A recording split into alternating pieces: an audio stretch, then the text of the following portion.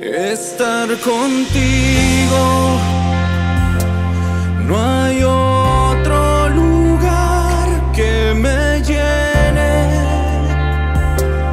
En la tempestad me das calma, nada detendrá tu fidelidad.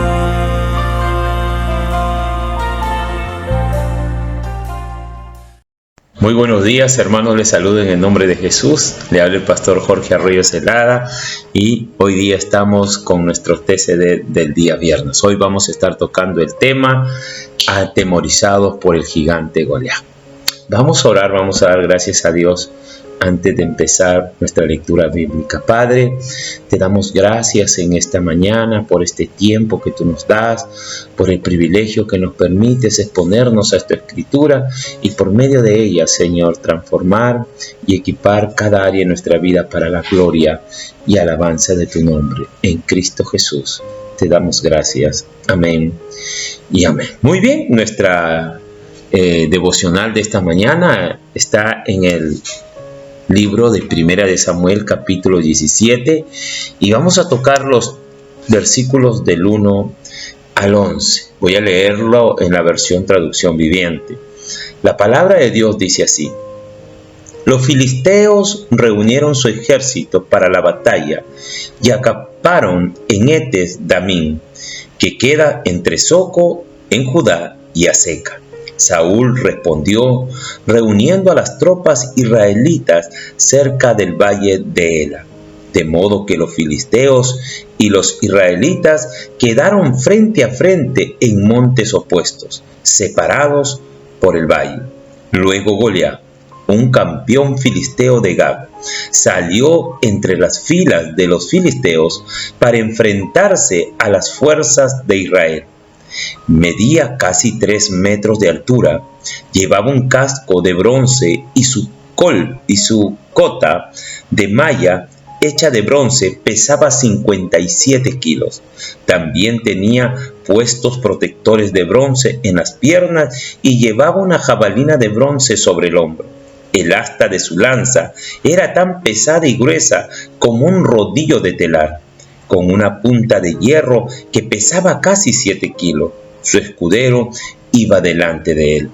Entonces Goliat se detuvo y gritó mofándose de los israelitas: ¿Por qué salen todos ustedes a pelear? Yo soy el campeón filisteo, pero ustedes no son más que siervos de Saúl. Elijan a un hombre para que venga aquí a pelear conmigo. Si me mata, entonces seremos sus esclavos, pero si yo lo mato a él, ustedes serán nuestros esclavos. Hoy desafío a los ejércitos de Israel: envíeme a un hombre que me enfrente. Cuando Saúl y los israelitas lo escucharon, quedaron aterrados y profundamente perturbados. Este pasaje de la Biblia en el libro de Samuel del capítulo 17, el verso 1 al verso 11, es un pasaje histórico, es un evento histórico que suscita justamente dentro del pueblo de Israel, dentro del gobierno del gran monarca escogido por Israel, por Dios ciertamente llamado, para realmente gobernar en ese tiempo donde ellos exigían y pedían un gobernante como las demás naciones. La Biblia nos narra de un evento histórico y de un hecho muy particular. Un hecho que resalta mucho las características de un hombre, de manera particular. La personaje de este pasaje es Goliat. Es Goliat. Goliat, quien describe la escritura de manera detallada cada uno de su aspecto, no solamente físico, sino también de su ferocidad para ir a la batalla y a la guerra. Mire la manera particular cómo la escritura menciona la ubicación de cada uno de los ejércitos. Uno parece que está en un lado de un monte y el otro está al lado del otro monte, y lo único que lo divide es un pequeño valle. un valle realmente que ya anteriormente se conocía por grandes batallas que se habían librado de ahí.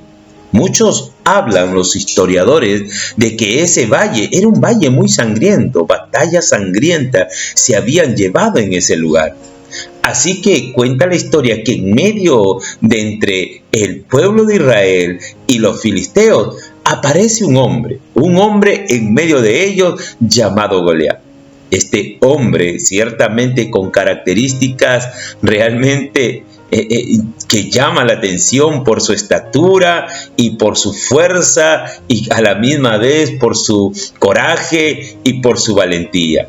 Este hombre se hacía llamar el paladín realmente de los filisteos. Y me llama bastante la atención la palabra paladín cuando realmente la Escritura menciona caracterizando justamente a Goliat. Paladín, realmente podemos encontrar que su significado se refiere a alguien que lucha como representante de su ejército. Este personaje contaba con todo el respaldo de su gobernante y todo su pueblo.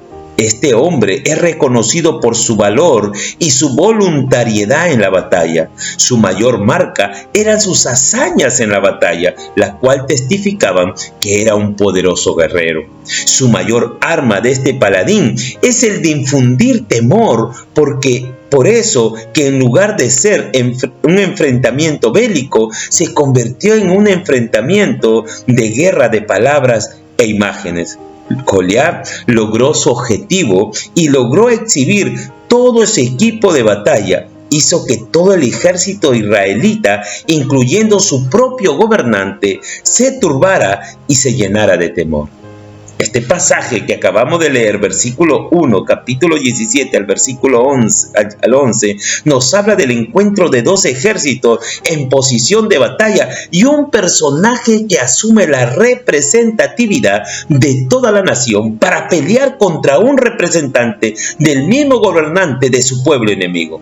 Mayormente, esto se hacía para evitar una masacre que produciría una guerra armada entre una gran multitud de soldados.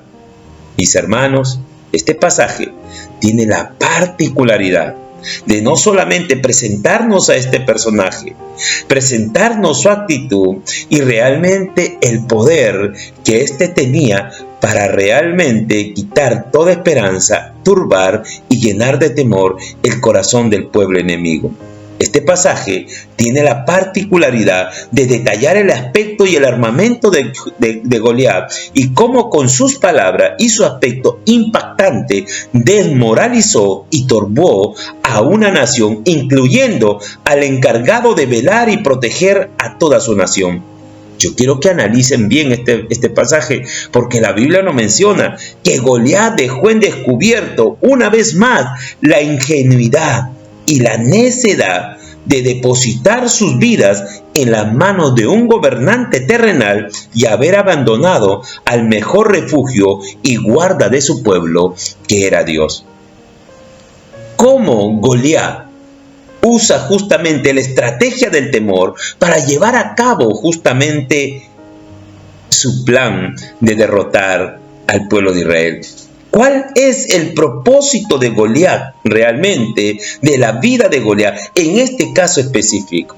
Hay tres razones por qué el temor es conocido como el más grande enemigo de nuestras almas. Mire lo que había causado este personaje, que la Biblia lo relata de manera historiográfica, mencionando su aspecto, mencionando realmente su fuerza, mencionando de que no era cualquier persona, era una persona que contaba con el respaldo total de su ejército y de su gobernante.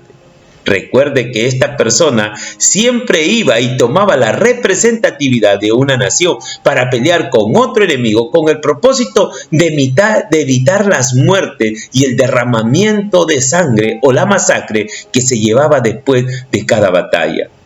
Pareciera un asunto fácil de solucionar, pareciera que realmente el propósito es loable y que mejor luchen realmente dos personas y que esta guerra pudiera acabar evitando realmente una gran tragedia o una gran mortandad entre ambos bandos. Mis hermanos, me llama bastante la atención la manera como Goliat usa muy bien su aspecto, usa muy bien su armamento y usa muy bien sus palabras para lograr su objetivo, que es vencer a su enemigo sin ni siquiera levantar realmente su lanza o levantar su espada en contra de Israel. El pueblo de Israel ya estaba derrotado porque Goliat realmente lo había desmoralizado. Y este es uno de los puntos importantes que encontramos en este pasaje, de las razones por el cual el temor es conocido como el enemigo de nuestra alma. ¿Por qué el temor es el enemigo de nuestra alma? Porque no desmoraliza. Esto significa que el pueblo de Israel y aún su propio gobernante, encargado realmente de salir a la batalla, había perdido el ánimo, había perdido la moral y la esperanza realmente de alguien. Esto es lo que hace el temor. El temor realmente nos lleva a perder el ánimo, nos lleva a perder la moral y nos lleva a perder la esperanza. Hermano, esto puede evitar que alguna vez usted tenga que enfrentarlos en la batalla porque tiene demasiado miedo. Esa es la primera característica del temor o de la desmoralización. Segundo, si acaso tiene que presentarse en la batalla, peleará con miedo y apresión. Por lo tanto, con sus palabras, usted ya habrá hecho mucho para ganar la batalla antes de que éste empiece a pelearla. Esta es una estrategia significativa que el diablo muchas veces usa en contra de los creyentes. El temor es una realmente de las herramientas dentro del cofre del enemigo para destruir la vida del creyente, desmoralizándolo, al punto de que cuando él salga a la batalla ya no tenga ánimo, ya no tenga moral y haya perdido la esperanza. La segunda razón por cual el temor es conocido como el enemigo de nuestra alma es porque nos lleva a desconfiar. Nos lleva a desconfiar en Dios, nos lleva a desconfiar inclusive de nosotros mismos. Recuerde que Saúl era la persona que tenía que responsabilizarse de asumir valerosamente el reto de Goliat. Goliat estaba pidiendo realmente un personaje del pueblo de Israel que saliera y le hiciera frente. Y la persona responsable de asumir el reto que Goliat estaba lanzando era juntamente Saúl, el encargado de velar y de guardar realmente al pueblo de Israel. Pero más bien parece que Saúl estaba esperando a alguien que empiece a hacer lo que él tenía que hacer. Mis hermanos, esto es más que claro que la elección lógica para enfrentar a Goliat era Saúl. Sin embargo, Saúl esperaba que alguien lo haga. Saúl realmente su corazón se turbó y se llenó de miedo, así como el del pueblo de Israel, y lo único que él esperaba era, por favor, que alguien me ayude, llevándolo no solamente a desmoralizarlo, sino realmente a desconfiar aún en sí mismo y evadir su propia responsabilidad. El tercer punto, la tercera razón por qué el temor es conocido como el enemigo de nuestra alma, y es porque el temor nos paraliza. El temor nos paraliza. Conforme se avicinaba la batalla, este era el estado de Saúl. En algún momento, Saúl fue conocido como un feroz y exitoso líder militar, según ya las enseñanzas anteriores que hemos venido estudiando. 1 Samuel 14:52. Pero eso fue antes de que el Espíritu de Jehová se apartara de Saúl. En 1 Samuel capítulo 16, 14, vamos a ver esta realidad. Ahora, cuando el Espíritu se separó de Saúl, también lo hizo su valor. Realmente, Saúl había quedado totalmente paralizado. El mismo día que Saúl realmente decidió desobedecer a Dios, el Espíritu de Jehová había dejado a Saúl, y en ese mismo instante el valor también lo había perdido. Saúl estaba totalmente petrificado, lleno de temor, lleno de miedo.